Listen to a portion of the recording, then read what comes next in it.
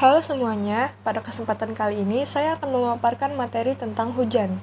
Apa itu hujan? Bagaimana proses terjadinya hujan? Apa saja jenis-jenis hujan? Apa saja kandungan dalam air hujan? Bagaimana cara mengukur curah hujan? Dan apa saja manfaat serta dampak yang ditimbulkan oleh hujan? Untuk lebih jelasnya, yuk kita simak videonya. Hujan adalah sebuah peristiwa presipitasi atau jatuhnya suatu cairan dari atmosfer yang berwujud cair maupun beku ke permukaan bumi berbentuk cairan. Bagaimana proses terjadinya hujan? Proses terjadinya hujan secara umum melalui beberapa tahap, yaitu evaporasi, kondensasi, dan presipitasi. Yang pertama, evaporasi. Proses terjadinya hujan diawali dengan sinar matahari yang menyinari bumi. Energi sinar matahari ini mengakibatkan terjadinya evaporasi atau penguapan di lautan, samudra, sungai, danau, dan sumber-sumber air lainnya. Yang kedua, kondensasi. Kondensasi merupakan perubahan uap air pada ketinggian tertentu lalu berubah menjadi partikel es yang berukuran sangat kecil, dikarenakan suhu udara yang rendah. Kondensasi akan terus berlangsung hingga partikel-partikel es saling berdekatan dan membentuk awan. Semakin banyak partikel es yang berdekatan, gumpalan awan yang terbentuk akan semakin tebal dan berwarna hitam gelap. Yang ketiga, presipitasi. Presipitasi merupakan proses mencairnya awan hitam yang mengandung partikel-partikel es. Pada suhu udara yang tinggi, awan tersebut akan mencair menjadi air yang jatuh ke permukaan bumi dalam bentuk hujan. Namun, pada suhu yang terlalu rendah, awan hitam tersebut tidak akan mencair dalam bentuk air hujan, tetapi akan menghasilkan butiran-butiran salju atau hujan es. Apa saja jenis-jenis hujan? Hujan diklasifikasikan ke dalam 3 jenis.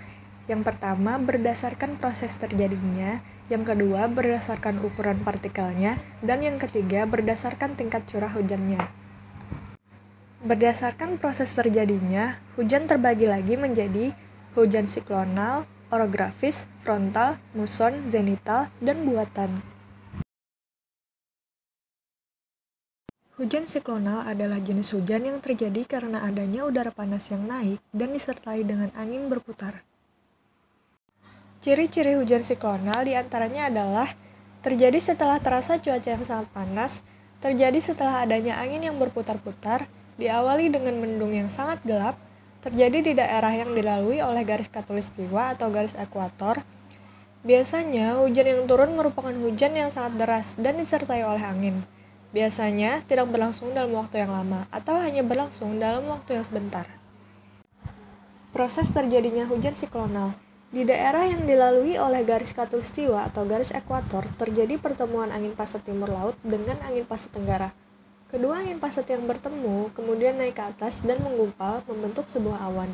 Hal ini juga terjadi di daerah yang dilalui oleh garis khatulistiwa tersebut. Awan yang terbentuk kemudian mengalami suatu titik jenuh ketika berada di atas.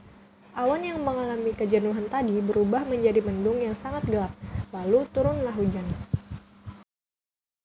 Hujan orografis. Hujan orografis merupakan hujan yang terjadi di daerah pegunungan. Ciri-ciri hujan orografis diantaranya adalah biasanya dikarenakan oleh angin fon, terjadi karena adanya udara yang mengandung uap air naik ke atas gunung. Airnya turun melalui lereng gunung. Proses terjadinya hujan orografis. Di daerah pegunungan terdapat udara yang mengandung uap air di sekitar pegunungan tersebut. Terdapat pula angin fon di sekitar wilayah gunung tersebut sehingga menyebabkan udara yang mengandung uap air bergerak ke atas pegunungan, mendaki lereng, dan semakin tinggi. Semakin tinggi uap air yang dibawa oleh angin, maka akan semakin mengalami pengembunan. Hal ini disebabkan karena udara di atas semakin dingin sehingga uap air yang melintas di sana akan mengalami pengembunan atau kondensasi. Pengembunan atau kondensasi ini akan membentuk sebuah awan hitam atau titik-titik air. Titik-titik air yang berada di atas akan mengalami kejenuhan sehingga menurunkan kandungan air yang berada di dalamnya. Titik-titik air yang jatuh inilah yang disebut dengan hujan orografis. Hujan frontal. Hujan frontal adalah hujan yang terjadi karena adanya pertemuan massa udara yang berbeda, yakni massa udara panas dan massa udara dingin. Ciri-ciri hujan frontal diantaranya adalah terjadi di daerah front, yakni daerah di mana ada pertemuan antara massa udara yang panas dengan massa udara yang dingin. Daerah seperti ini biasanya adalah daerah lintang atau daerah subtropis. Apabila terjadi di daerah beriklim tropis, maka bisa menyebabkan terjadinya hujan es. Hal ini karena kondensasi dari sumber air yang ada di bumi membentuk awan atau titik-titik air dan menuju ke atas, mempunyai suhu yang sangat dingin hingga mencapai 0 derajat. Karena saking dinginnya, titik-titik air yang menuju ke atas tersebut akan membeku dan turun sebagai kristal-kristal es.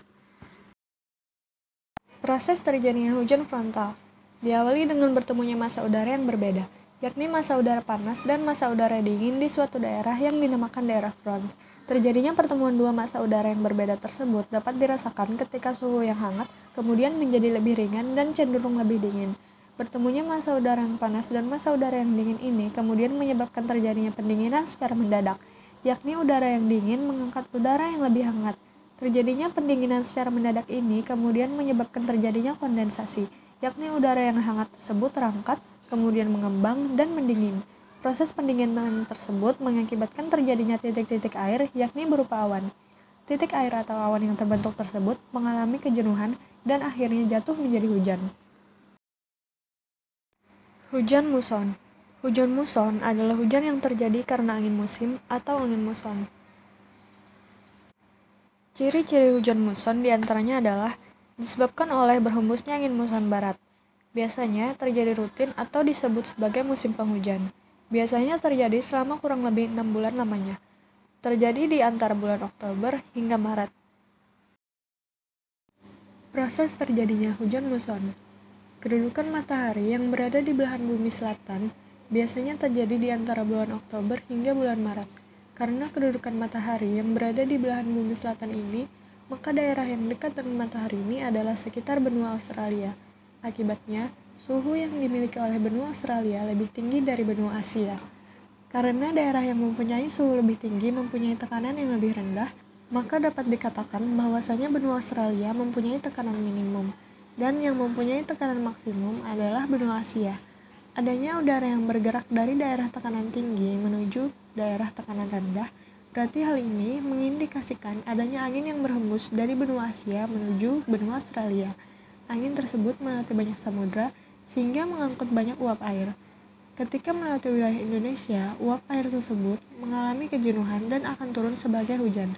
Hujan inilah yang disebut sebagai hujan muson. Hujan zenital. Hujan zenital adalah jenis hujan yang sering terjadi di daerah sekitar ekuator akibat dari terjadinya pertemuan angin pasat timur laut dengan angin pasat tenggara.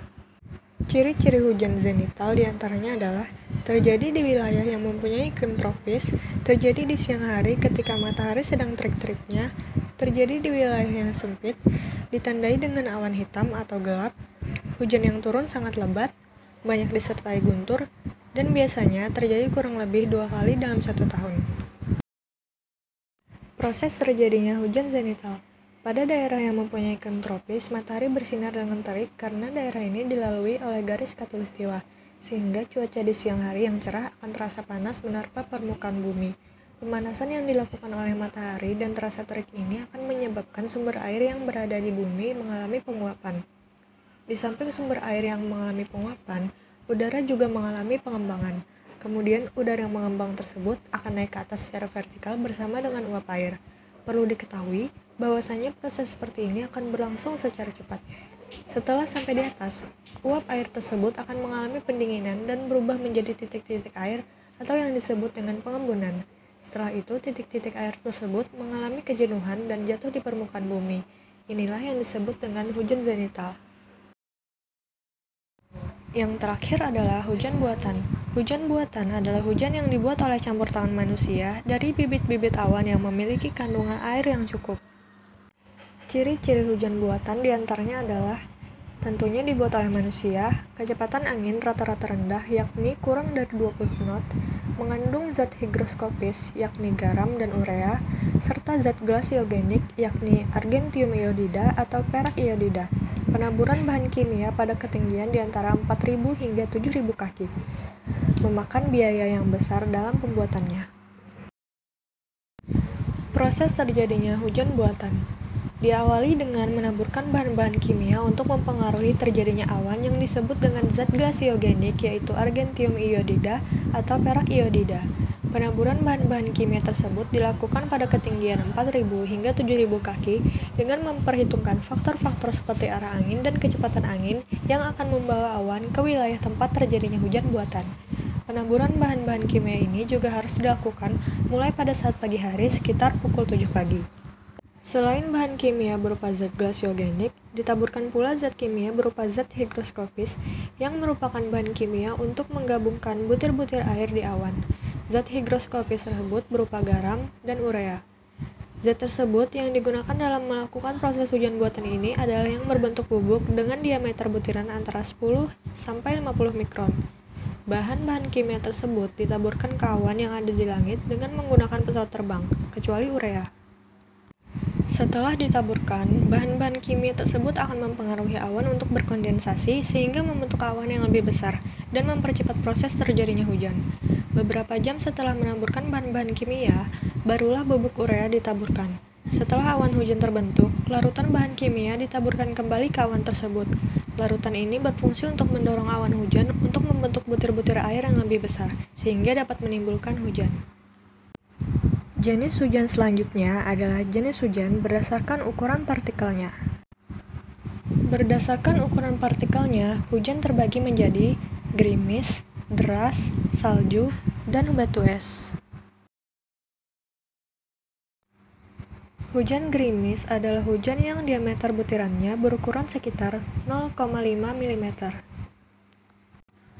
Hujan salju adalah hujan yang terdiri atas kristal-kristal es yang temperatur udaranya terletak di bawah titik beku. Hujan deras adalah hujan yang turun dari awan yang temperaturnya di atas titik beku serta diameter butirannya sekitar 7 mm. Hujan batu es adalah curahan batu es yang turun di dalam cuaca panas dari awan yang temperaturnya berada di bawah titik beku. Jenis hujan selanjutnya adalah jenis hujan berdasarkan tingkat curah hujannya.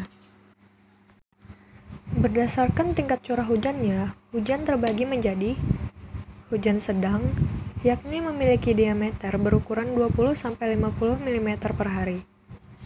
Selanjutnya hujan lebat, yakni memiliki diameter berukuran 50-100 mm per hari.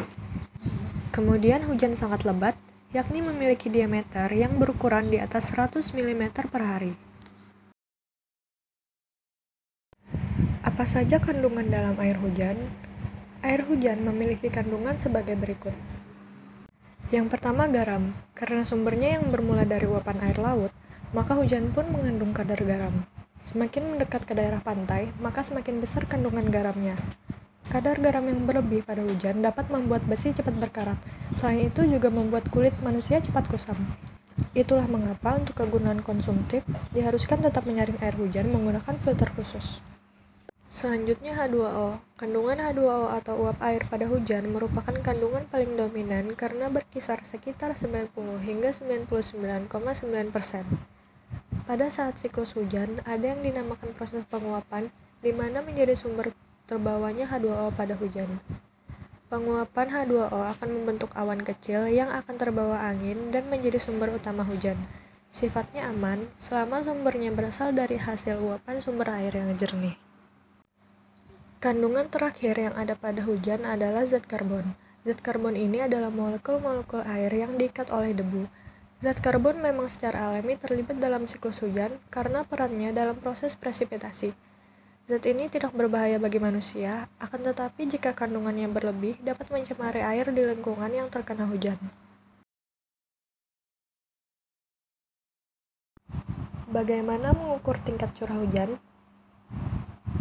Tingkat curah hujan dapat diukur dengan alat pengukur sebagai berikut. Yang pertama ombrometer. Ombrometer berbentuk seperti tambung yang bagian atasnya berbentuk corong untuk memudahkan proses penampungan air hujan. Curah hujan ini dicatat setiap hari dengan melihat berapa milimeter air hujan yang ditampung di dalam tabung tersebut. Selanjutnya menggunakan penakar hujan observatorium dan gelas ukur, dengan cara air hujan yang turun akan masuk ke dalam penakar hujan observatorium, lalu keesokan harinya pukul 7 pagi dihitung dengan menggunakan gelas ukur. Kemudian yang terakhir adalah radar cuaca. Kegunaannya untuk memperhitungkan dan mengukur curah hujan suatu wilayah yang cukup luas. Selain itu, radar cuaca dapat memperkirakan badai yang dapat terjadi bersamaan dengan hujan. Apa saja manfaat hujan? Hujan memiliki banyak manfaat. Di antaranya adalah menyuburkan tanaman, persediaan air minum, sumber perekonomian bagi masyarakat, sumber tenaga listrik, mendukung keberhasilan dalam bercocok tanam, memperbaiki kualitas udara, menghemat air tanah, dan menjaga kelangsungan hidup manusia.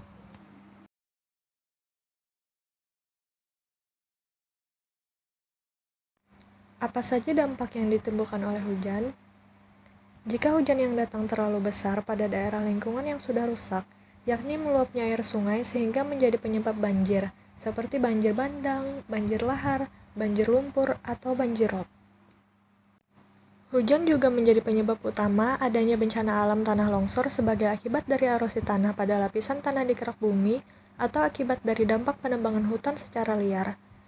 Dan masih banyak lagi bencana alam lainnya yang disebabkan oleh hujan. Oleh karena itu, untuk meminimalisir dampak negatif yang ditimbulkan oleh hujan, maka sebaiknya kita selalu menjaga fungsi lingkungan hidup bagi manusia dan makhluk hidup lainnya, dengan cara menjaga kelestarian sumber air, membuat irigasi yang baik, melakukan kelestarian hutan, melakukan reboisasi, dan menjaga kelestarian udara.